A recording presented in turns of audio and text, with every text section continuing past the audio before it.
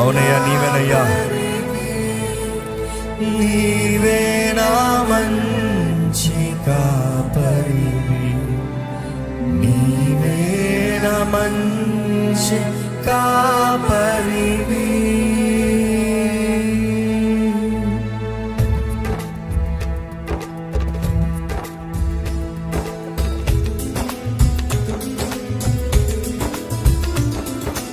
దేవా, అవునయ్యా, ఎన్నోసార్లు దారి తప్పున్నాను ప్రభు, కానీ వెతికి రక్షించే దేవా నీకు వందనాలు. నీ ప్రేమ కొరకు వందనాలు. నీ చిత్తంలో, నీ మార్గంలో నేను నడుస్తానయ్యా. నీ త్వరలోనే ముందుకెళ్తాను ప్రభా. నీ కొరకే బ్రతుకుతాను. నీ కొరకు బ్రతకాలనేది నా ఆశ. చెప్తామండి ప్రభుతో, నీ కొరకే బ్రతకాలని ఆశ ప్రభా. నీ మహిమ కొరకు ఉండాలనే నా ఆశ ప్రభా.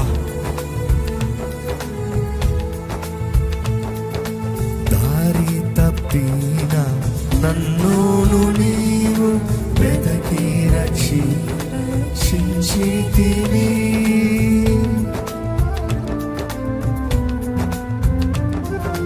దారి తప్పిన నన్ను నీవు వెతకి రక్షించితివి. నిత్య జీవమునిచ్చిన దేవా,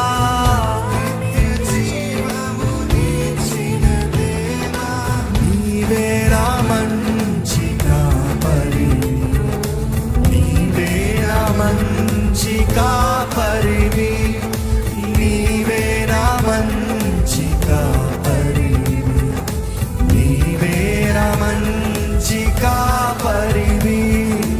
ఓ ప్రభువా,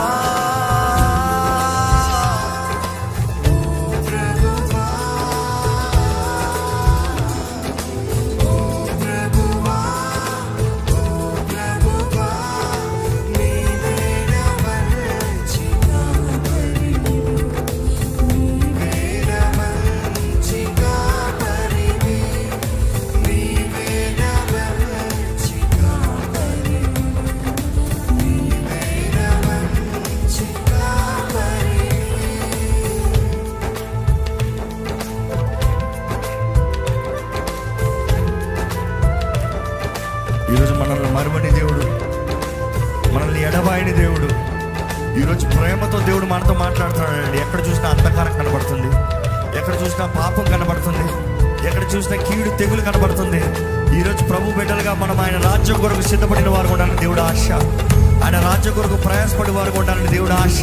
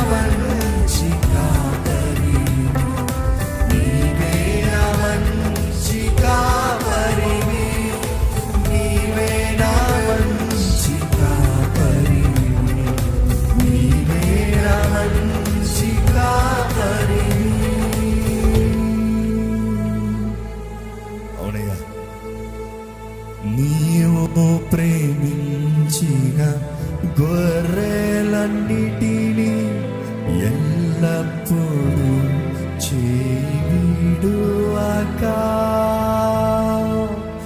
చెప్తున్నానండి, మన చెయ్యి ఎప్పుడు విడిచిపెట్టాడంట. ఆయన ప్రేమించే దేవుడు, ఎల్లప్పుడు మనల్ని పట్టుకుని మనల్ని నడిపించాలనే దేవుడు ఆశ అండి. నీవు ప్రేమించిన గొర్రెలన్నిటినీ ఎల్లప్పుడూ విడువక అంతము వరకు కాపాడు దేవా, అంతము వరకు కాపాడు. మళ్ళా చెప్తామా? అంతము వరకు కాపాడు దేవా, అంతము వరకు కాపాడు దేవా, నీవే నా మంచి కాపరివి, నీవే నా మంచి కాపరివి, నీవే నా మంచి కాపరివి, నీవే నా మంచి కాపరివి. ఐగుప్తుల దేశంలో నిన్ను రప్పించిన నీ దేవుడు యెహోవా నాకు నేనే. నీ నోరు బాగుగా తెరువుము, నేను దాన్ని నింపెదను. అయినను నా ప్రజలు నా మాట ఆలకింపకపోయిరి, ఇశ్రాయేలీయులు నా మాట వినకపోయిరి. కాబట్టి వారు తమ స్వకీయ ఆలోచనలు బట్టి నడుచుకున్నట్లు వారి హృదయ కాఠిన్యమునకు నేను వారిని అప్పగించి తిని. అయ్యో, నా ప్రజలు నా మాట వినినెల్లా, ఇశ్రాయేలు నా మార్గం అనుసరించినెల్లా ఎంత మేలు. అప్పుడు నేను వేగిరమే వారి శత్రువులను అనగద్రొక్కుదును, వారి విరోధులను కొట్టుదును. యెహోవాను ద్వేషించువారు వారికి లొంగుదురు, వారి కాలము శాశ్వతముగా నుండును. అతి శ్రేష్టమైన గోధుమలను అనుగ్రహించి నేను వారిని పోషించేదను, కొండ తేనెతో నిన్ను తృప్తిపరచెదను. ఆమేన్, ఆమేన్. థ్యాంక్ యూ అమ్మా. చాలా అద్భుతమైనటువంటి వాక్య లేఖన భాగాలు మనం ధ్యానం చేయబోతున్నాం. 81వ కీర్తన ముఖ్యంగా 3 రకాలుగా విభజించవచ్చు. 1 నుండి 5 వచనాలు దేవుని నామాన్ని స్తుతించుట, 2 6 నుంచి 10 వచనాలు దేవుని వాక్యాన్ని ఆలకించుట, 3 11 నుంచి 16 వచనాలు దేవుని చిత్తాన్ని జరిగించుట. దేవుని నామాన్ని స్తుతించడం, ఆయన వాక్యాన్ని ఆలకించటం, దేవుని చిత్తమును జరిగించటం. గంభీరమైనటువంటి వాక్య లేఖన భాగం. మనం ఈ 81వ కీర్తన కీవర్డ్ అనగా ప్రాముఖ్యమైనటువంటి వచనం ఏంటంటే 8వ వచనం, నా ప్రజలారా ఆలకింపుడి, నేను మీకు సంగతి తెలియజేతును. అయ్యో ఇశ్రాయేలు, నీవు నా మాట విని ఎడల ఎంత మేలు. ఏమన్నాడమ్మా 8వ వచనంలో? నా ప్రజలారా ఆలకించుడి, నేను మీకు సంగతి తెలియజేయదు. అయ్యో ఇశ్రాయేలు, నువ్వు నా మాట విని ఎడల ఎంత మేలు. ఈ ఉదయకాలన మీకు తెలియదు కాదు, అయినా మరొకసారి నేను జ్ఞాపకం చేస్తాను. స్తుతి అనగా పాడడంలో ఉన్నటువంటి గొప్పతనం ఏంటంటే, భగవంతుడు ఇచ్చిన ఒక గొప్ప గిఫ్ట్, అది బహుమతి. స్తుతిలో ఉన్న గొప్పతనం యెహోషాపాతుకు తెలుసు. యెహోషాపాతు యుద్ధం చేసేటప్పుడు ఎవరినైనా సైనికుల్ని ఎన్నుకుంటాడు, బలమైన వారిని ముందర పెడతాడు. కానీ యెహోషాపాతు, మీరు 2వ దినవృత్తాంతముల గ్రంథం 20వ అధ్యాయము 22వ వచనంలో చూస్తే, యెహోషాపాతు యెహోవాను స్తుతించుటకు గాయకులను ఏర్పరచి అని వ్రాయబడి ఉంటుంది. గాయకుల్ని ఏర్పాటు చేసుకున్నాడు, గాయకుల్ని తన సైన్యానికి ముందర పెట్టాడు. విచిత్రం కదండి. అయితే వారు ఆ యుద్ధంలో జయం పొందారు.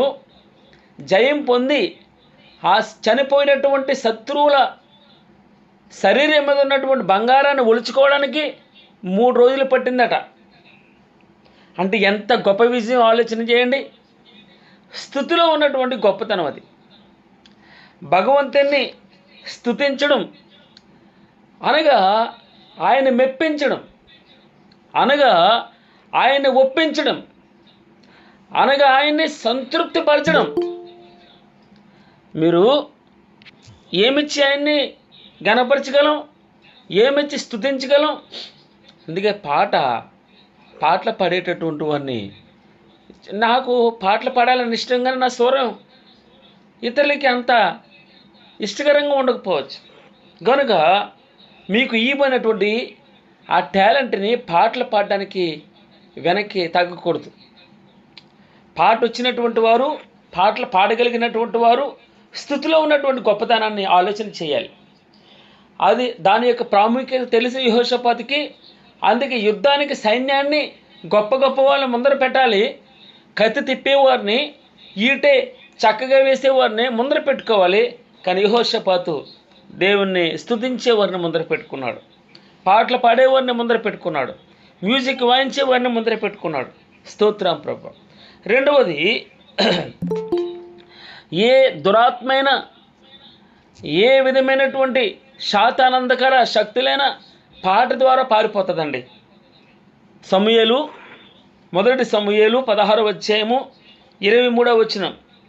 దేవుని యొద్ద నుండి దురాత్మ వచ్చి సౌలుని పట్టినప్పుడల్లా దావీదు సితారా పట్టుకుని వాయింపగా దురాత్మ అతనిని విడిచిపోయిన. దురాత్మ శక్తులు, దెయ్యం, దురాత్మ ఆ సౌలుని పట్టినప్పుడల్లా సితారా వాయిస్తున్నాడు. చిన్నపిల్లోడు, పెద్దోడేం కాదు, పాటలు పాడుతున్నాడు, సితారా వేస్తున్నాడు. సితారా వాయింపుగా దురాత్మ అతనిని విడిచిపోయిన. జ్ఞాపకం చేసుకోండి. సత్యాలు వ్రాయించి పెట్టున్న పరిశుద్ధ బైబిల్ గ్రంథంలో అవి మనం చదువుతున్నాం, విశ్వసించండి.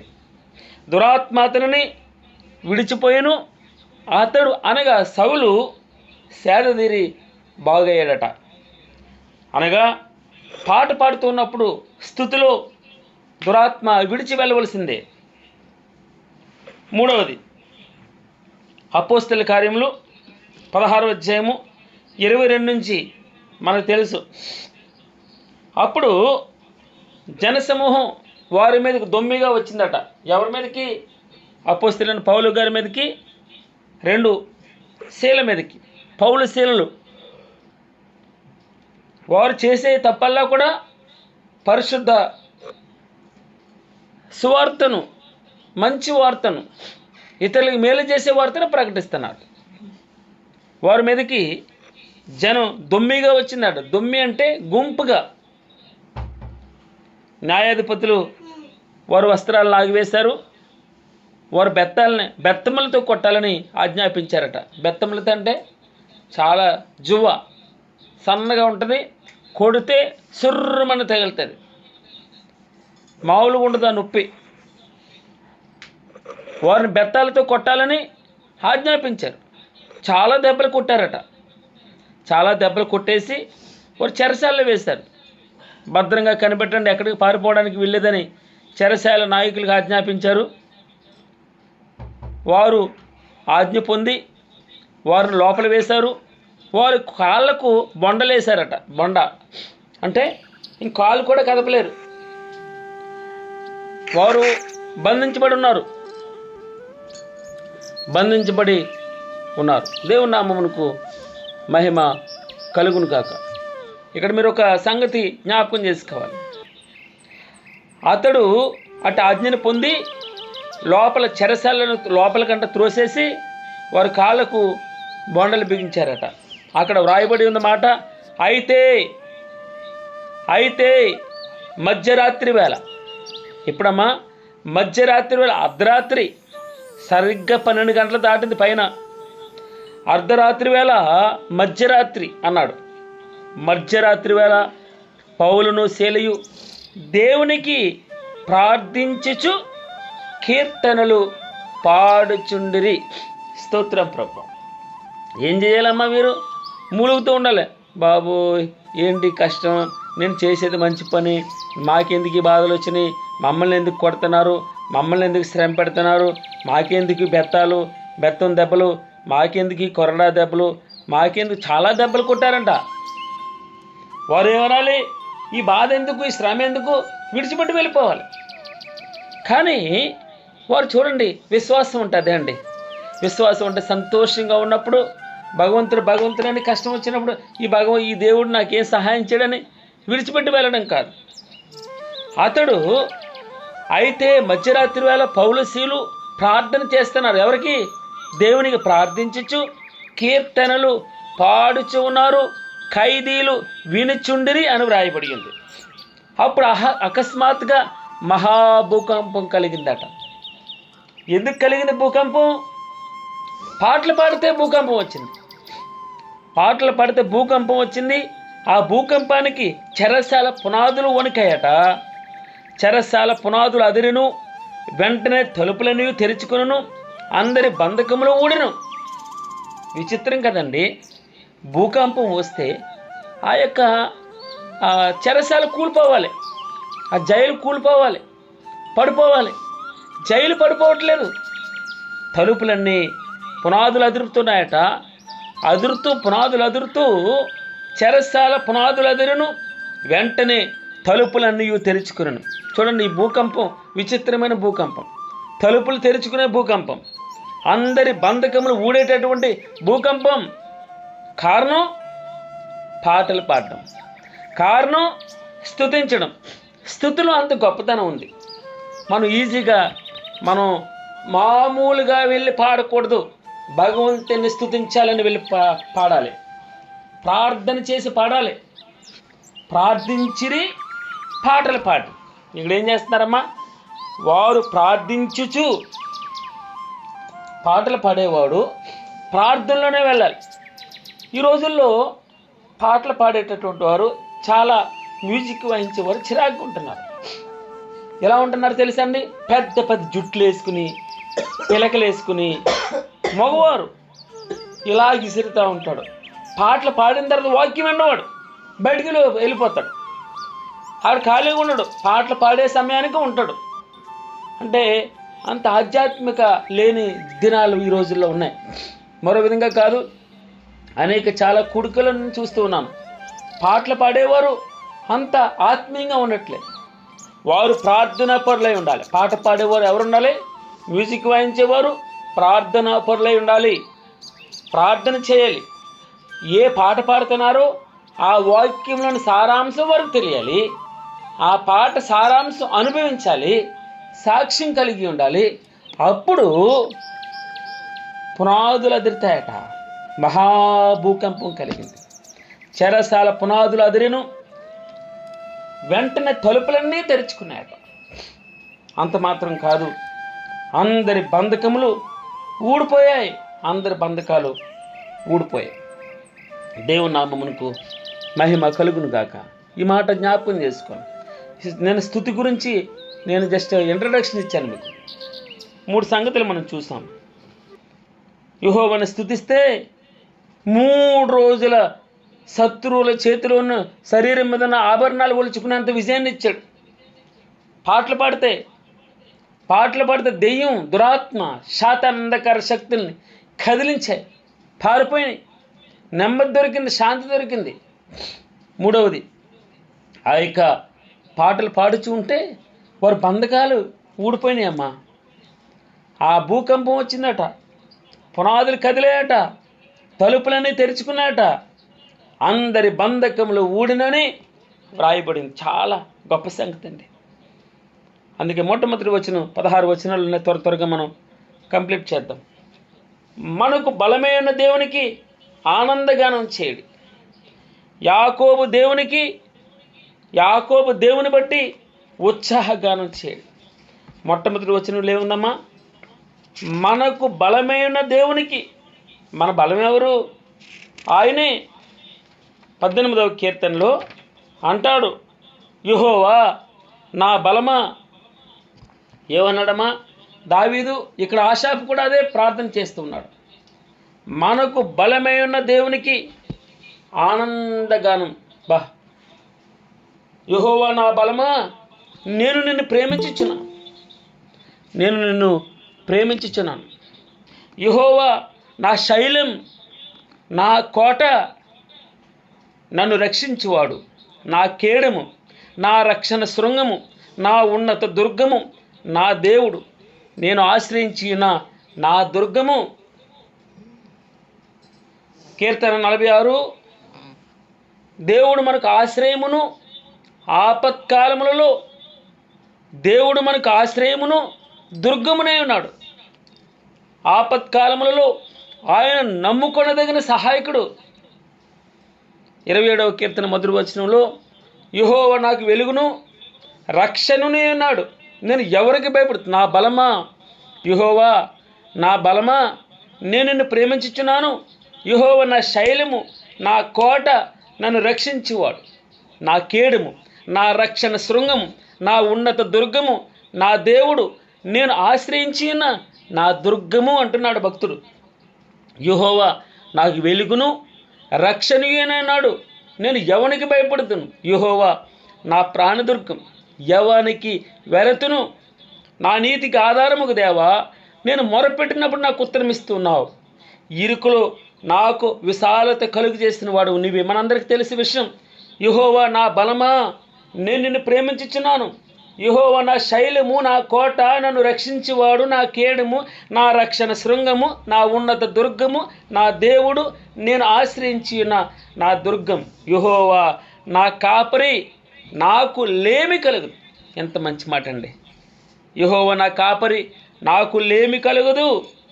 నాకు ఈ విషయం, ఈ మాటని చెప్పకుండా ప్రార్థన ముగించకూడదని నా ఉద్దేశం. నా జీవదాతైన దేవుని గూర్చిన ప్రార్థన నాకు తోడుగా ఉంటుంది. యెహోవా నా బలం. 42వ అధ్యాయం 8వ వచనం కీర్తనలు, నా జీవదాతైన దేవుని గూర్చిన ప్రార్థనయు నాకు ఎప్పుడు తోడుగా ఉంటుందమ్మా. చాలు. మన బలమైన దేవునికి ఆనందగానం చేయుడి.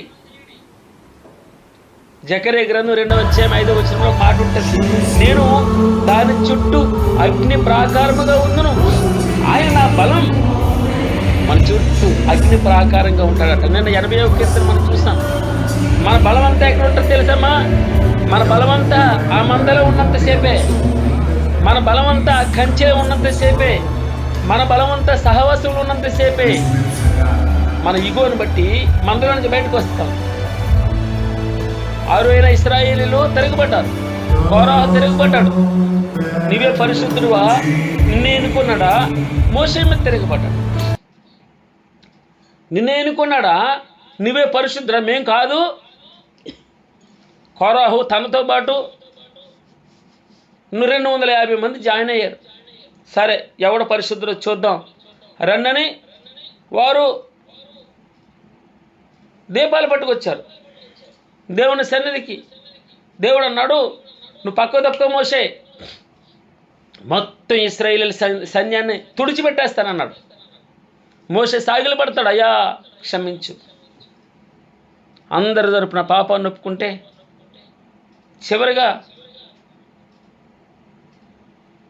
కోరాహు ఏం చేయబెడతాడు? తనకు సపోర్ట్ చేసినటువంటి వారు నెరవిడిస్తుంది, భూమి మింగివేస్తుంది. దాని చుట్టూ నేను అగ్ని ప్రాకారంగా ఉంటాను. అగ్ని ప్రాకారం మన చుట్టూ. అందుకే మందలో నుంచి బయటకు రాకూడదు, సహవాసంలో నుంచి బయటకు రాకూడదు. ఉంటేనే దాని చుట్టూ మనకు బలంగా ప్రభువు అగ్ని ప్రాకారంగా ఉంటాడట. నేను దాని మధ్యన నివాసిని. ఆయన మన మధ్యలో నివసిస్తాడు. మనకి ఆయన మహిమకు కారణంగా ఉంటాడు, మనకి ఘనత ఇచ్చేవాడుగా. 48వ కీర్తన 18వ వచనంలో, నీవు నా ఆజ్ఞలను ఆలకింపవలనని నేను ఎంతో కోరుచున్నాను. ఈ వాక్యం అంతా ఇదే ఉంటుంది. నీవు నా ఆజ్ఞలను ఆలకింపాలని, వినాలని, శ్రద్ధగా వినాలని ఎంతగానో కోరుచున్నాను. ఆలకించిన ఎడల నీకు క్షేమం కలుగుతుంది. ఆయన మాట వింటే క్షేమం కలుగుతుంది. ఆ క్షేమం అట నది వలెను, నీ నీతి సముద్ర తరంగం వలె ఉంటుందట. నీవు నా ఆజ్ఞలను ఆలకింపవలనని నేనెంతో కోరుచున్నాను. ఆలకించిన ఎడల నీ క్షేమము నది వలెను, నీ నీతి సముద్ర తరంగము వలె ఉంటుందట. 62వ కీర్తన 2వ వచనంలో, ఆయనే నా ఆశ్రయదుర్గం, నా రక్షణకర్త, ఎత్తైన నా కోట ఆయనే, నేను అంతగా కదిలింపబడు. ఏమన్నాడు 62వ కీర్తనలో 2వ అధ్యాయము, ఆయనే నా ఆశ్రయదుర్గం, ఆయనే నా రక్షణకర్త, ఎత్తైన కోట ఆయనే, నేను అంతగా కదిలింపబడును. నా ప్రాణమా, దేవుని నమ్ముకొని మౌనంగా ఉండు. ఆయన బలాన్ని నమ్ముకో, ఆయన బలం మీద ఆధారపడు. నా ప్రాణమా, దేవుని నమ్ముకొని మౌనంగా ఉండు. ఆయన వలననే నాకు నిరీక్షణ కలుగుతుంది. ఆయనే నా ఆశ్రయదుర్గం, నా రక్షణ ఆధారం, నా ఎత్తైన కోట ఆయనే, నేను కదిలింపబడను. ఆయన నా చుట్టూ అగ్ని ప్రాకారంగా ఉంటాడు. నా రక్షణకు, నా మహిమకు దేవుడే ఆధారం. నా బలమైన ఆశ్రయదుర్గం, నా ఆశ్రయం దేవుని యందే ఉంది. స్తోత్రం. నేను దాని చుట్టూ అగ్ని ప్రాకారంగా ఉంటానంటాడు. ఆయనే కంచిగా ఉంటాడు. 23వ కీర్తన మీకు తెలియదు కాదు, 100 సార్లు 1000 సార్లు చదివినటువంటి కీర్తన. అన్నాడు, గాఢాంధకారపు లోయలో నేను సంచరించినా కూడా ఈ అపాయమునకు భయపడను. నీవు నాకు తోడై ఉంటావు. నీ దుడ్డు కరియు, నీ దండము నన్ను ఆదరిస్తుంది. నీ బలము నన్ను ఆదరిస్తుంది. నీ బలమే నన్ను ఆదరిస్తుంది.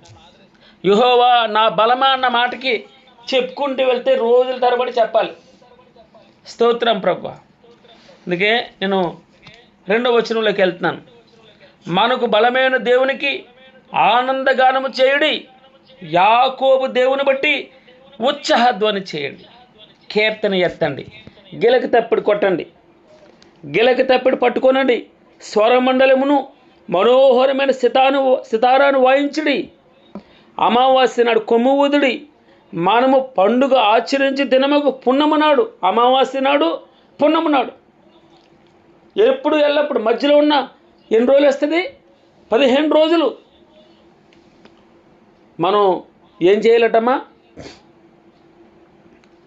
పాడాలి, ఆయన బలాన్ని ఆనందగానం చేయాలి.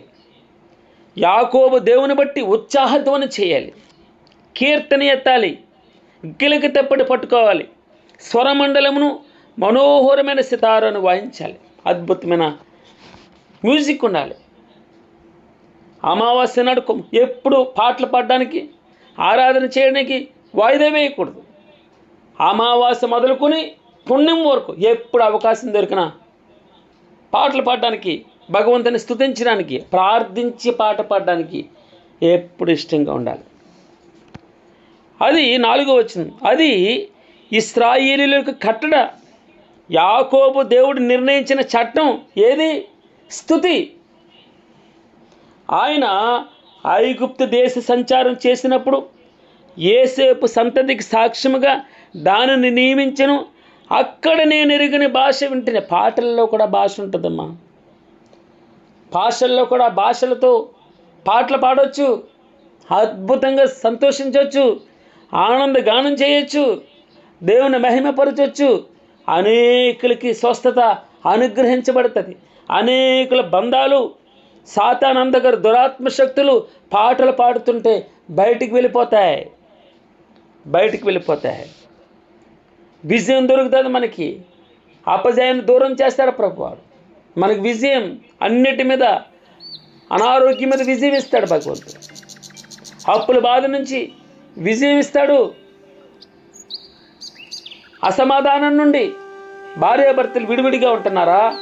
పాట పాడాలి. ఉదయాన్నే అంటాడు, ఉదయాన్నే పాటలు పాడాలట. 2-3 పాటలు పాడి ప్రభువుని స్తుతిస్తే బలం వస్తుందట. అన్ని మైమరిచిపోతామంట. అందుకే ఉదయాన్నే టీవీలో వినండి, ఒక పాట ఎట్టుకుని. అప్పుడు ఖాళీగా ఉన్నప్పుడు పాటలు వినడం. పాటలు వింటూ ఉంటే దెయ్యపు దురాత్మ శక్తులు నిజంగా ప్రార్థన చేసి పాటలు పాడుతూ ఉంటే అక్కడ ఏ విధమైన దెయ్యం ఉండడానికి వీళ్ళు. చెరసాల పునాదులు ఎదురుతాయి, తలుపులన్నీ తెరుచుకుంటాయి, బంధకాలు ఊడిపోతాయి. ఏ బంధకమైనా సరే బొండలు వేశాడు, పెద్ద పెద్ద బొండలు, సంఖ్యలతో బంధించబడినాడు. అందరి బంధాలు, ఒకరి కాదని అందరి బంధాలు ఊడిపోవును గాక. మంచిది. 6వ వచనం, వారి భుజము నుండి నేను బరువును దింపగా వారి చేతులు మోత గంపల నెత్తకుండా విడుదల పొందాయట. స్తోత్రం. వారి భుజము నుండి నేను బరువును దింపక, ఈ మాట జ్ఞాపకం చేసుకోండి. వారి భుజాల మీద మీకు ఎప్పుడైనా ధాన్యం బస్తాలు మోసేవారిని చూసారు లేదు? ధాన్యం బస్తాలు మోసేవారు భుజం మీద వేసుకుంటారు. 75 కేజీలైనా, 100 కేజీల బస్తా అయినా, 50 కేజీల బస్తా అయినా, 20 కేజీలైనా భుజం మీద వేసుకుంటారు. అనగా భుజం మీద బరువు ఉంటుంది. దాన్ని భగవంతుడు దింపేశాడట. వారి చేతులు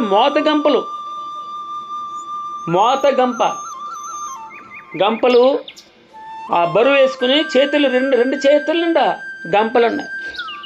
భుజం మీద కావిడుంది. ప్రతి భారం సులువుగా చిక్కులు పెట్టి పాపం బరువు అమ్మది. భారం అంటే మామూలు బరువు కాదు, పాప భారం. ఆయన పాపం నుండి విడుదల ఇచ్చాడు మనకి. నిన్న మనం చూసాం 80వ కీర్తన 3 వచనాల్లో, దేవా 3వ వచనం, దేవా చెరలో నుండి మమ్మును రప్పింపము, దేవా రక్షణ నొందినట్లు నీ ముఖకాంతి ప్రకాశింపజేయము.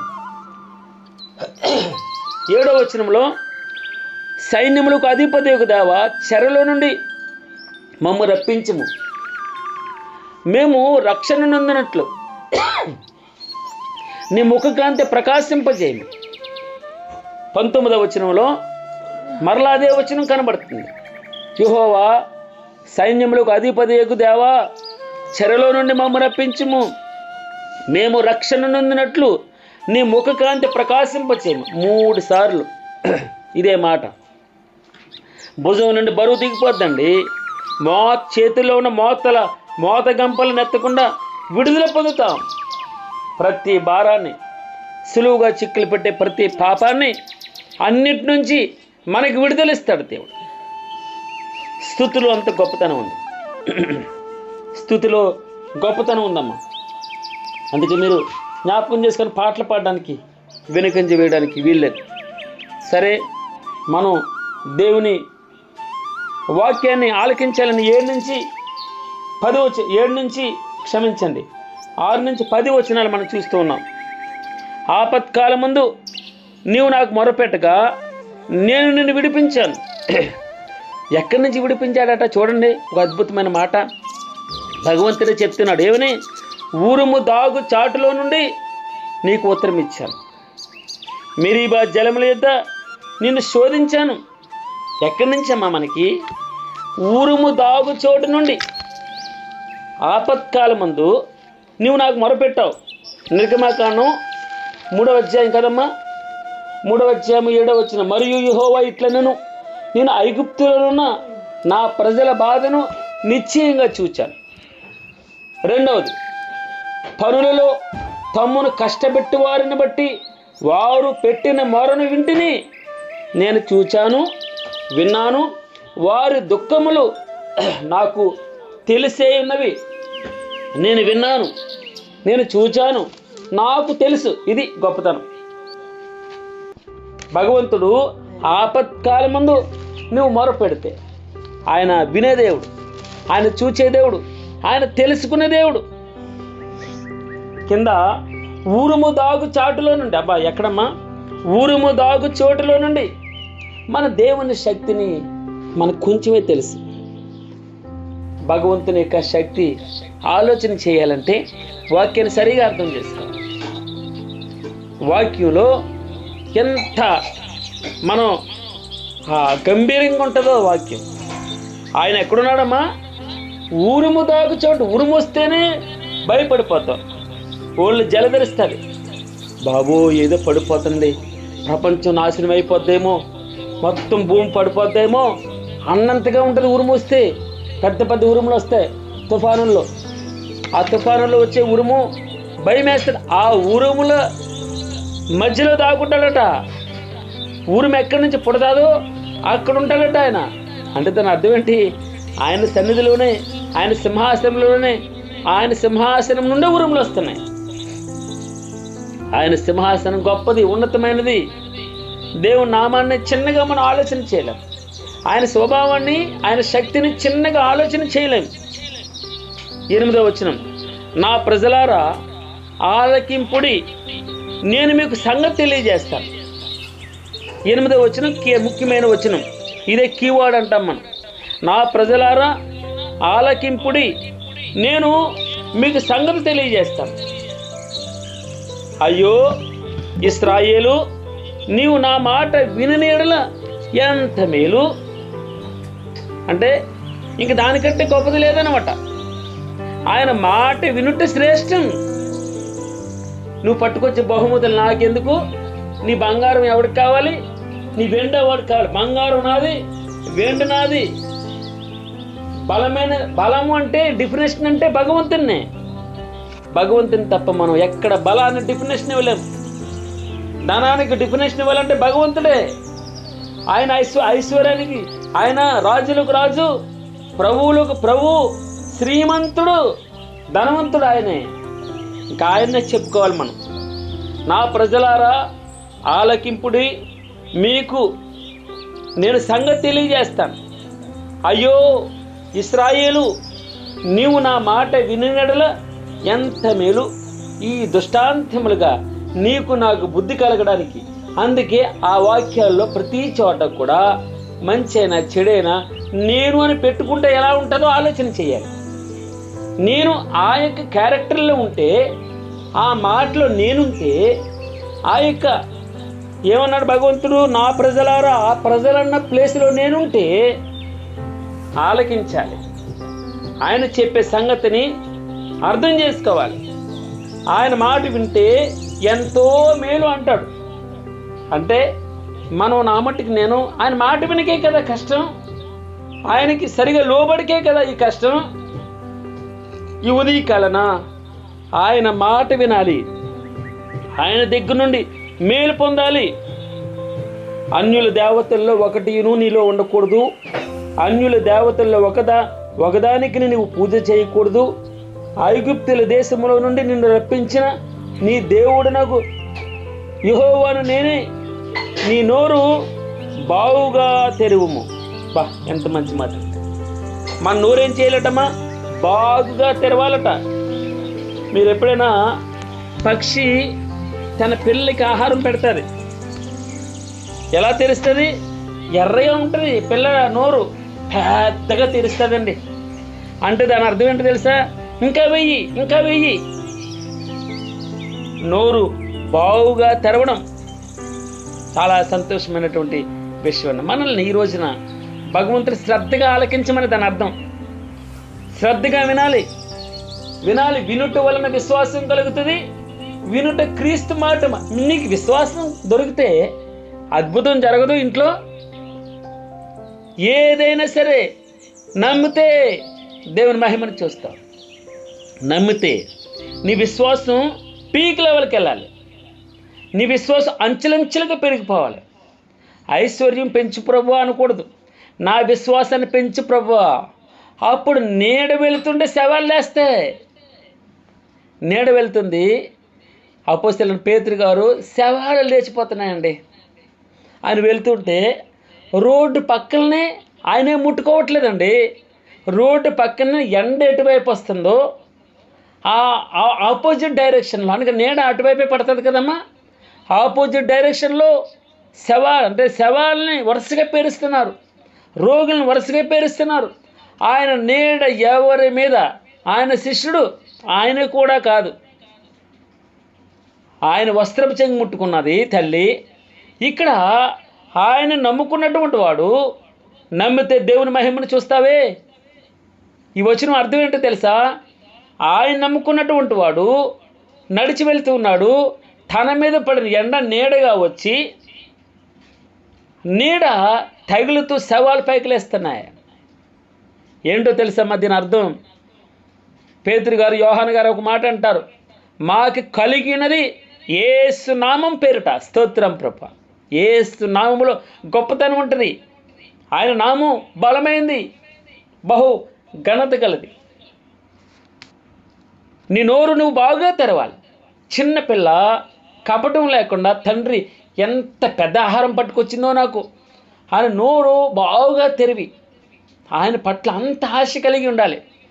యజమానురాలు పట్ల, యజమానురాలు వైపు దాసురాలు చూచినట్లు, ఎవరి చేతి తట్టు?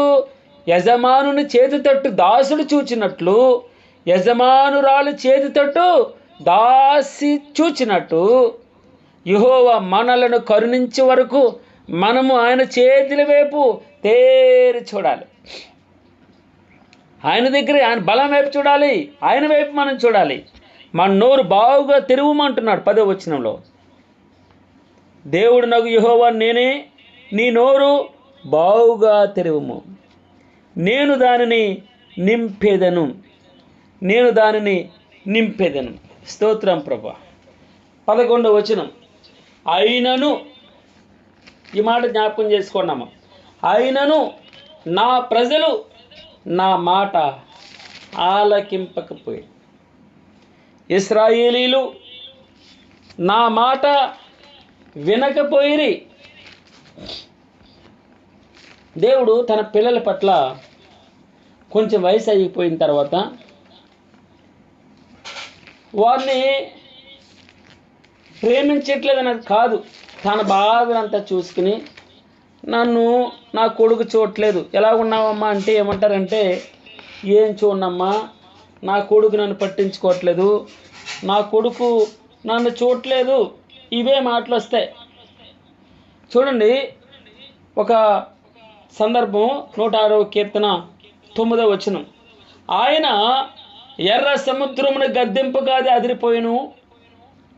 106వ కీర్తన 9వ వచనం, ఆయన ఎర్ర సముద్రమును గద్దెంపుగా అది ఆరిపోయింది, మైదానం మీద నడిచినట్లు వారిని అగాధ జలములలో నడిపించను. అగాధ జలం అంటే అర్థం ఏంటో తెలుసమ్మా? సముద్రం లోతు. ఎంత లోతుగా ఉంటుంది సముద్రం? సముద్రంలో పడితే మళ్ళీ వెనక్కి తిరిగి వస్తాడు ఎవడైనా? సముద్రం అంట అగాధపు లోయ అంట.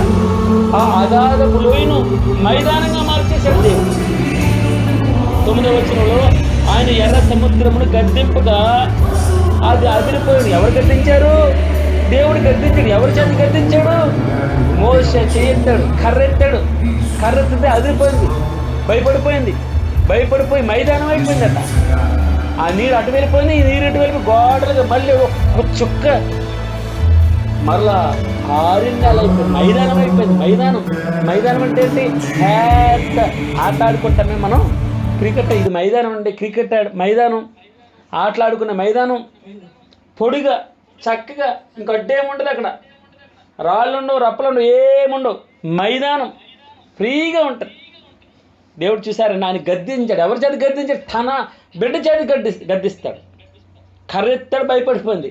విచిత్రం కదండి, కర్రెత్తాడు అంటే మామూలుగా అనుకుంటున్నారా? ఆయన కర్ర అంటే ఏంటి?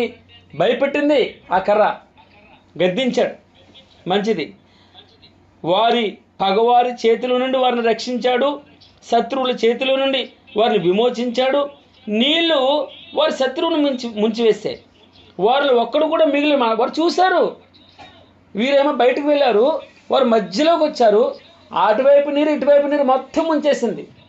ఐగుప్తు రథాలు, బలమైన రథాలు, ఇనప రథాలు, బంగారు రథాలు అన్నీ మునిగిపోయినాయి, ఒక్కడు కూడా తప్పించుకోలేదు. అప్పుడు వారు ఆయన మాటలు నమ్మారు.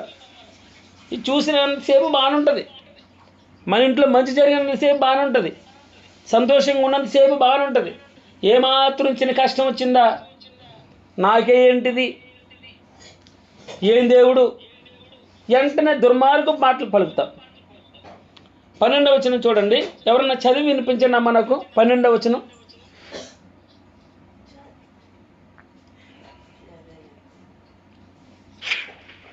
కాబట్టి వారు తమ స్వకీయ ఆలోచనలు బట్టి నడుచుకున్నట్లు 12వ వచనం 106వ కీర్తన 12 బ్రదర్.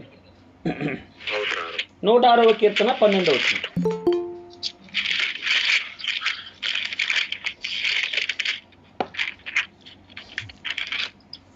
అప్పుడు వారు ఆయన మాటలు నమ్మిరి, ఆయన కీర్తి గానం చేసిరి. చదవండి మరి, ఇంకో వచనం చదవండి. ఆయనను వారు ఆయన కార్యములను వెంటనే మర్చిపోయిరి, ఆయన ఆలోచన కొరకు కనిపెట్టుకొనకపోయిరి. చాలు బ్రదర్. చూసారమ్మా, మంచి జరుగుతుంది, భలే సంతోషపడిపోతాం, అందరికి సాక్ష్యం చెప్తాం. కొంచెం ఏదైనా కష్టం వచ్చిందనుకోండి, మెరీబా దగ్గర ఏం జరిగిందమ్మా? మెరీబా దగ్గర 17వ అధ్యాయం కదా, నిర్గమకాండము 17వ అధ్యాయంలో అప్పటి వరకు వారు చూశారు, వారికి అర్థమైంది దేవుని యొక్క శక్తి. ఎర్ర సముద్రం మైదానంగా అయిపోవడం చూశారు. అయితే నీళ్లు తక్కువైనాయి. తరువాత ఇశ్రాయేలీలు సర్వసమాజం యెహోవా మాట చెప్పున తమ 17వ అధ్యాయం నిర్గమకాండం, తమ మాట చెప్పున తమ ప్రయాణంలో సీను అరణ్యం నుండి ప్రయాణమైపోయి రెఫోదీములో దిగిరి. ప్రజలు తమకు త్రాగ నీళ్లు లేనందున మోషేతో వాదిస్తున్నారు. త్రాగడానికి మాకు నీళ్ళిమ్మని అడుగగా మోషే, మీరు నాతో వాదిస్తున్నారేంటి? యెహోవాను ఎందుకు శోధిస్తున్నారు? ఎందుకు దెబ్బలాడుతున్నారు, వాదిస్తున్నారు? అనగా మెరీబా అనగా మస్సా అనగా శోధించుట, మెరీబా అనగా వాదించుట. ప్రతి చిన్నదానికి 106వ కీర్తన అయ్యగారు చదివారు ఇప్పుడే 12వ వచనంలో. అప్పటి వరకు మంచి జరుగుతూ ఉంటే మాట నమ్ముతూ ఉన్నారు, ఆయన కీర్తిస్తూ ఉన్నారు. ఆయనను వారు ఆయన కార్యములు వెంటనే మర్చిపోతూ ఉన్నారు. మన జీవితంలో కూడా ఆయన చేసిన మేలుని మర్చిపోతాం. ఆయన ఇచ్చిన కష్టమే జ్ఞాపకం ఉంటుంది మనకి. ఏదో మన జీవితంలో చిన్న కష్టం వస్తే దాన్నే దేన్నో ఎవరో ద్వారా మనకు బాధ కలిగితే దాన్నే పట్టుకుని భగవంతుని మీద కోప్పడిపోతాం. ఏది జరిగినా నేను చర్చికి రానంటారు. చిన్నది జరిగిందనుకోండి, భగవంతుడు ఏం చేశారు? నీకు మధ్యలో జరిగిందేమో, నీ పక్కనే అప్పటి వరకు జిగిరీలుగా ఉంటారు, దోస్తులుగా ఉంటారు. ఏదో చిన్న సందర్భం జరుగుతుంది, మాట అనుకుంటారు, అంతే. ఈ కోపం ఎక్కడికి వెళ్ళిపోద్ది? దేవుడి మీద చూపిస్తాం, వెంటనే మర్చిపోతారట. అప్పటి వరకు ఎన్నో సాక్ష్యాలు చెప్తాం, అప్పటి వరకు ఎన్నో ప్రార్థనలు చేస్తాం, ఎంతోమందిని పురుగొలుపుతాం. ఇద్దరి మధ్యలో ఏదైనా చిన్న డిస్ప్యూట్ వస్తే మన ఆయాసం కలిగి మొట్టమొదటి చెప్పే మాట ఏంటో తెలుసండి? దుర్మార్గమైన మాటని చర్చికి రాను, నేను ఇంక రాను, వేరే చర్చికి వెళ్ళిపోతాను. ఇది దుర్మార్గం అంటే. అందుకే వారు భగవంతుడు చేసిన మేలట వెంటనే మర్చిపోయారట. ఇంకా ఆయన ఆలోచన కూడా కనిపెట్టట్లేదు. ఇంకంతా నా ఇష్టమే, ఎందుకులే, నా సొంత నిర్ణయం తీసుకుంటానులే. ఏం చేస్తాడు దేవుడు? నాకు గొప్ప చేశాడు, నాకేమైనా మేలు చేశాడా అని, లేదా నాకేమైనా ప్రయారిటీ దొరికిందా? నన్ను పాట పాడడానికి నిలబడమన్నారా? అంతమందిలో నన్ను అవమానం చేశారు, నాకు ప్రయారిటీ ఇవ్వట్లేదు, నాకు ప్రాముఖ్యత లేదు, నన్ను లేచి నిలవట్లేదు, నా పేరు చెప్పట్లేదు, నేను ఎంత కానుకిచ్చాను, నా పేరు చెప్పట్లేదు. రకరకాలుగా మనం రెచ్చిపోతూ ఉంటాం. ఎవరి మీద? భగవంతుని మీదే. దేవుని వ్యతిరేకించి నేను చర్చికి రానన్న మాట చెప్తాం. ఏ కోపం వచ్చినా సరే మొట్టమొదటి అదే మాట వాడతాం, వెంటనే మర్చిపోతాం మన జీవితంలో జరిగిన మేలులు.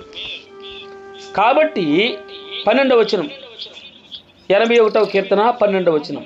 కాబట్టి వారు తమ స్వకీయ ఆలోచనలను బట్టి నడుచుకున్నట్లు భగవంతుడు ఏం చేస్తాడంటే ఇంక చిరాకు పడి, నీ సావు నువ్వు చావరా అంటాడు. ఇలాగే వారి హృదయ కాఠిన్యమునకు నేను వారిని ఆయన అప్పగించేస్తాను. నీ ఇష్టం, నువ్వేమైనా చేసుకో. ఆయనేంటండి? ఆయన బెదిరించమండి మనం. ఆయనకి లోటేంటి? బంగారం నాది, వెండి నాది, భూమి నాది అన్నాడు దేవుడు.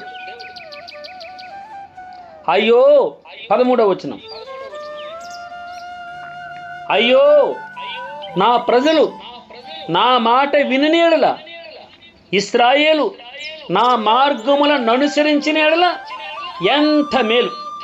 ఈ ఉదయకాలన నా ప్రజలు ఉన్న ప్లేసులో అయ్యో యాకోబు నా మాట వినని యెడల, యాకోబు అంటే నేను, అయ్యో నా ప్రజలు నా మాట వినని యెడల, ఇశ్రాయేలు అనగా నా కుటుంబం నా మార్గములను అనగా దేవుని మార్గములను అనుసరించిన యెడల ఎంత మేలు.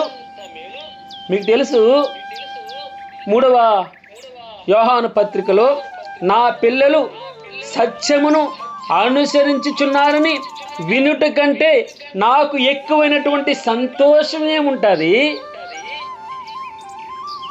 పెద్ద డబ్బు సంపాదించేశాడు, నా కొడుకు కలెక్టర్ అయిపోయాడని గొప్పతనం ఉంటుందమ్మా? ఉండదు. నా కొడుకు నా కోడలు ఎలా బతుకుతున్నారు, నా కొడుకు నా కోడలు కుటుంబం ఎలాగుంది, ఇంట్లో వారు ఏ విధమైన అన్యోన్య సహవాసం కలిగి ఉన్నారు, పిల్లలు ఎలాగున్నారు. పిల్లలేమో ఒక సెల్ ఫోన్ పట్టుకుంటాడు, కూతురు ఒక సెల్ ఫోన్ పట్టుకుంటుంది, అమ్మ ఒక సెల్ ఫోన్ పట్టుకుంటాడు, నాన్న ఒక సెల్ ఫోన్ పట్టుకుని చూడండి వీడియో క్లిప్పీలు వస్తూ ఉంటాయి మనకి. ఎంతసేపు కుటుంబంతో గడపగలుగుతున్నాడు, ఎంతసేపు భగవంతుని దగ్గర కుటుంబ ప్రార్థన జరుగుతూ ఉంది. వ్యక్తిగత ప్రార్థనలు ఏమయ్యాయి? ఉదయం లేచి వాక్యం చదవడం అలవాటు ఎక్కడికి పోయింది? గూగుల్ మీట్కి 4:30 గంటలకు లేచి అనుభవం ఎక్కడికి పోయింది? 5 గంటలకు లేచి పరిశుద్ధాత్మ దేవుడు ఇచ్చేటటువంటి వాక్యాన్ని కొరకు కనిపెట్టుకునే స్థితి ఎక్కడికి పోయింది? అయ్యో నా ప్రజలనే ప్లేస్లో నీవు పెట్టుకోండి, నీ పేరు పెట్టుకో, నా పేరు పెట్టుకుంటాను, నా పేరు యాకోబు. అయ్యో యాకోబు నా మాట విన్న యెడల, ఇశ్రాయేలు అనగా ఈ యాకోబు అనేవాడు కుటుంబం దేవుని మార్గములను అనుసరించిన యెడల ఎంత మేలు. అప్పుడు నేను వేగిరమే ఉదయాన్నే నా ఇంటికి వస్తాడు, నా శత్రువులను అణగదొక్కుతాడు, నా విరోధులను కొడతాడా అని. ఆయనేనండి, ఆయనే కొడతాడు, ఆయనే యుద్ధం చేస్తాడు. పాటలు పాడితే ఏం జరిగిందమ్మా? పాటలు పాడితే ఆయన ముందర పెట్టుకుంటే 3 రోజులు ఆ బంగారాన్ని ఒలుచుకున్నారట వారి శత్రువుల చేతుల మీద, శత్రువుల ఒంటి మీద ఉన్న బంగారాన్ని.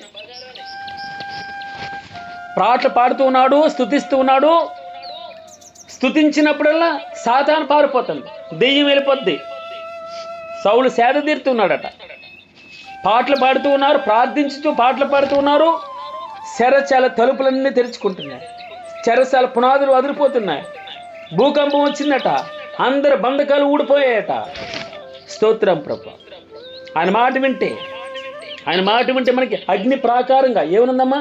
నేను దాని చుట్టూ ఆ ఇంటి చుట్టూ అగ్ని ప్రాకారంగా ఉంటాను, క్షేమాన్ని ఇస్తాను, నాకు ఆశ్రయదుర్గంగా ఉంటాడు, నా రక్షణకర్తగా ఉంటాడు, నా ఎత్తైన కోట ఆయనే, నేను కదిలింపబడను.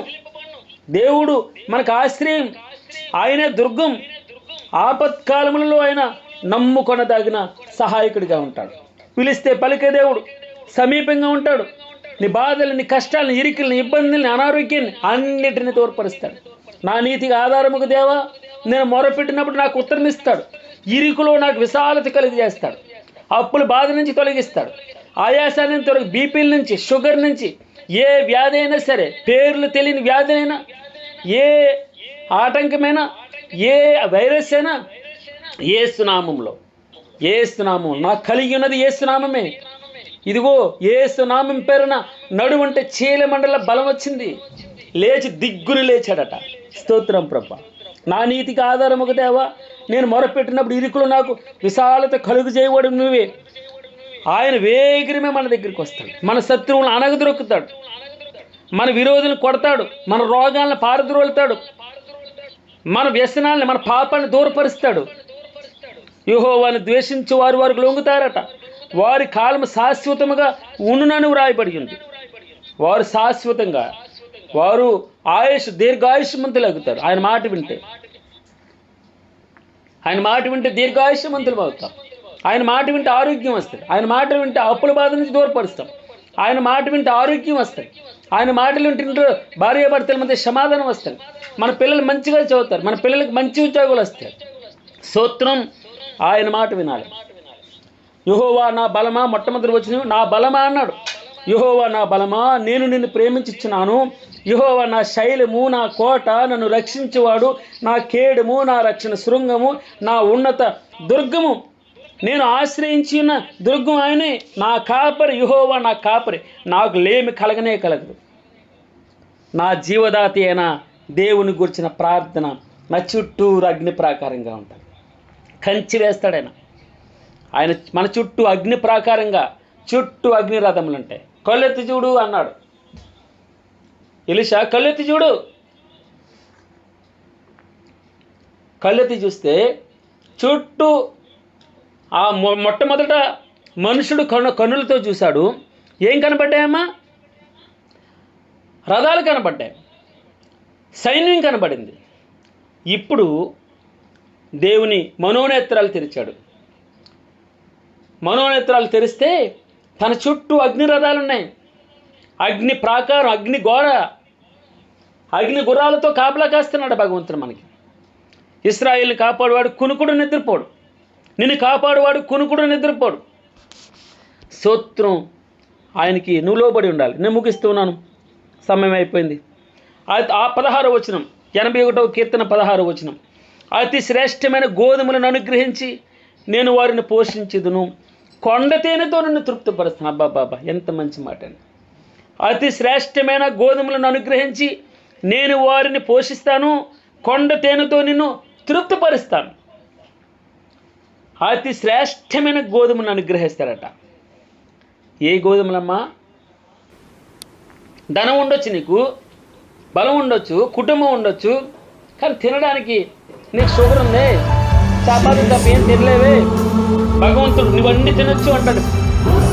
ఆయన అనుసరిస్తే షుగర్ కాదు, బీపీ కాదు, అన్ని తగ్గవలసిందే. నమ్మితే దేవుని మహిమను చూస్తాం. నమ్ముతున్నావు గట్టిగా యేసు నామం ఎత్తి, యేసు నామములో మన బాధలు, మన సమస్యలు అన్నీ గట్టెక్కును కాదు. యేసు నామాన్ని నేను నా మట్టికి నా ఇల్లు వారు గట్టిగా పట్టుకోవాలి. గట్టిగా మనం పట్టుకున్న విశ్వాసం గట్టిగా ఉండాలి, బలంగా ఉండాలి. మెత్తని విశ్వాసం ఉండకూడదు, పిరిక్కుండా కలిగిన వారికి ఉండకూడదు. మనం అతి శ్రేష్టమైన గోధుమను అనుగ్రహించి నేను వారిని పోషిస్తాను, కొండ తేనెతో నేను తృప్తిపరుస్తాను. 147వ కీర్తన మనకు తెలుసు. 147వ కీర్తనలో ఆయన నీ గుమ్మముల గడియలు బలపరిచి ఉన్నాడు, నీ మధ్యను నీ పిల్లలను ఆశీర్వదించి ఉన్నాడు, నీ సరిహద్దుల్లో సమాధానం కలుగజేయవాడు ఆయనే. మంచి గోధుమలతో, దేనితోటమ్మా? మంచి గోధుమలతో నిన్ను తృప్తిపరచేవాడు ఆయనే, నీకు సహాయం చేసేవాడు ఆయనే. యెహోవా, మొట్టమొదటి వచనంలో మనం చదువాం, యెహోవా నా బలమా, నిన్ను ప్రేమించుచున్నాను, నీ మాట వింటున్నాను. ముగిస్తున్నాను, సమయం అయిపోయింది, 6 అయిపోయింది. నేను నిన్ను ప్రేమిస్తున్నాను, అందుకే నీ బలం నాకు అగ్ని ప్రాకారంగా ఉంటుంది, నా ఇంటి చుట్టూ కంచిగా ఉంటుంది. యెహోవా నా కాపరి, నాకు లేమి కలగదు. యెహోవా నా బలమా, నేను నిన్ను ప్రేమించుచున్నాను. యెహోవా నా శైలము, నా కోట, నన్ను రక్షించువాడు, నా కేడము, నా రక్షణ శృంగము, నా ఉన్నత దుర్గము, నా దేవుడు, నేను ఆశ్రయించి ఉన్న నా దుర్గమైనే. దేవుడు మనకు ఆశ్రయమును దుర్గమునై ఉన్నాడు. ఆపత్కాలములలో ఆయనే నమ్ముకొని తగిన దేవుడు. యెహోవా నాకు వెలుగు, నాకు రక్షణ అయినాడు, నేను ఎవనికి భయపడుతును? యెహోవా నా ప్రాణదుర్గం, ఎవనికి వెరతును? స్తోత్రం ప్రభువా. ఆయనే నీ గుమ్మముల గడియలు బలపరిచినాడు, నీ మధ్యను నీ పిల్లలను ఆశీర్వదించినాడు, నీ సరిహద్దుల్లో సమాధానం కలిగజేవాడు ఆయనే. మంచి గోధుమలతో నిన్ను తృప్తిపరుస్తున్నాడు. అందుకే చివరిగా ఒక మాట చెప్తున్నాను, నీ వాక్యము నా జిహ్వకు ఎంతో మధురం ప్రభువా, నీ వాక్యము నా జిహ్వకు ఎంతో మధురం. కీర్తన 119, 103లో ఉంది మాట, నీ వాక్యములు నా జిహ్వకు ఎంతో మధురం ప్రభువా, అవి నా నోటికి తేనె కంటే తీపిగా ఉన్నాయి. స్తోత్రం ప్రభువా. 8వ వచనం కదండి, మూల వచనం, 81వ కీర్తన 8వ వచనంలో, నా ప్రజలారా ఆలకించుడి, నేను మీకు సంగతి తెలియజేయదును. అయ్యో ఇశ్రాయేలు, మీరు పేరు పెట్టుకొని నా పేరు పెట్టుకుంటాను.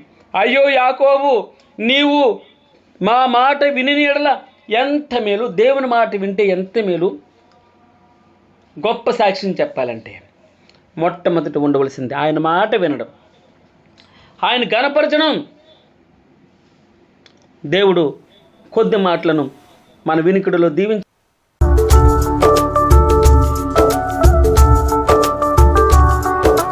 నిజమైన ద్రాక్షావల్లి నీవే, నిత్యమైన సంతోషము నీలోనే. నిజమైన ద్రాక్షావల్లి నీవే, నిత్యమైన సంతోషము నీలోనే. శాశ్వతమైనది, ఎంతో మధురమైనది, నాపైన నీకున్న ప్రేమ, ఎనలేని నీ ప్రేమ, ఎనలేని నీ ప్రేమ.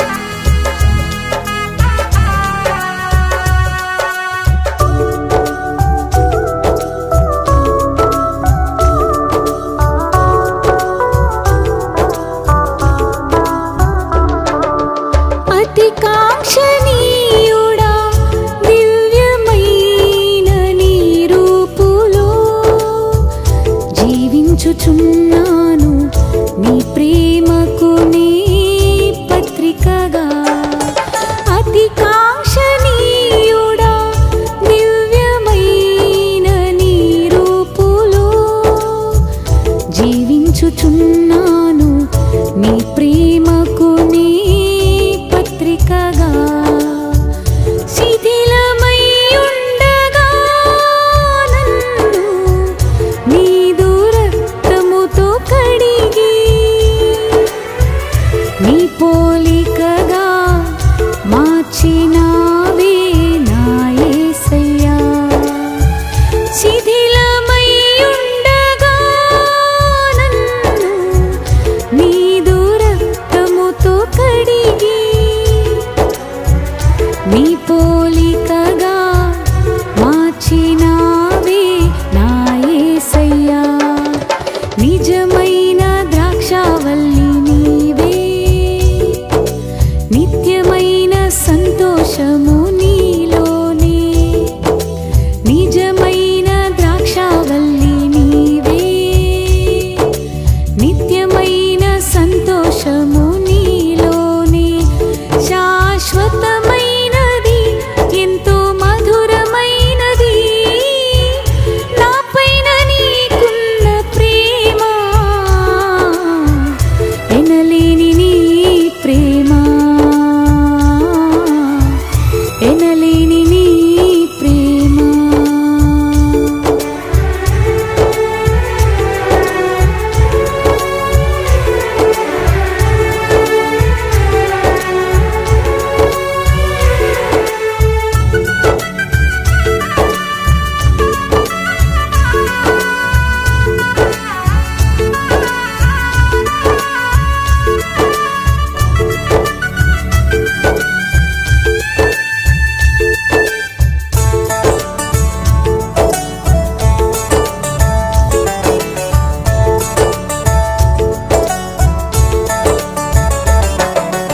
నా ప్రాణ ప్రియుడా, శ్రేష్టమైన ఫలములతో అర్పించుచున్నాను, సర్వము నీకే అర్పణగా.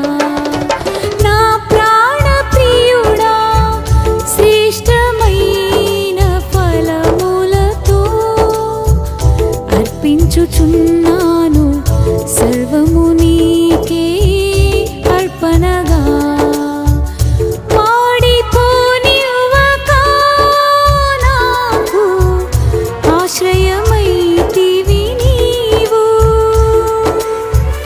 జీవపూటవై బలపరచితివి నా యేసయ్యా వాడిపోనివ్వక నాకు ఆశ్రయమైతివి నీవు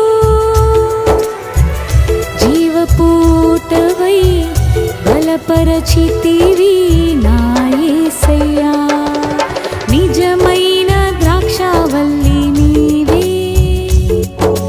నిత్యమైన సంతోషము నీలోనే నిజమైన ద్రాక్షావల్లి నీవే నిత్యమైన సంతోషము నీలోనే శాశ్వతమైనది ఎంతో మధురమైనది నాపైన నీకున్న ప్రేమ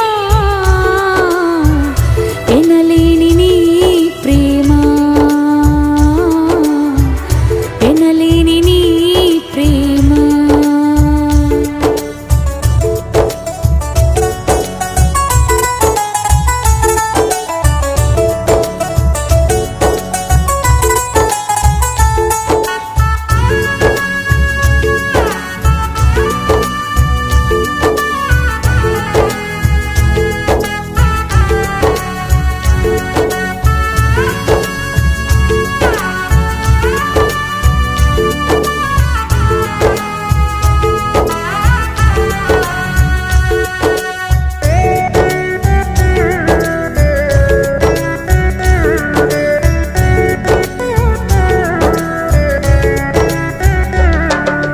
శాలేము రాజా రమ్యమైన సియోనుకి నన్ను నడిపించుము నీ చిత్తమైన మార్గములో శాలేము రాజా దివ్యమైన సియోనుకి నన్ను నడిపించుము నీ చిత్తమైన మార్గములో అలసిపోనివ్వక నన్ను నీదు ఆత్మతో నింపి ఆదరణకర్తవై నన్ను చేర్చుము నీ రాజ్యములో అలసిపోనివ్వక నన్ను నీదు ఆత్మతో నింపి ఆదరణకర్తవై నన్ను చేర్చుము నీ రాజ్యములో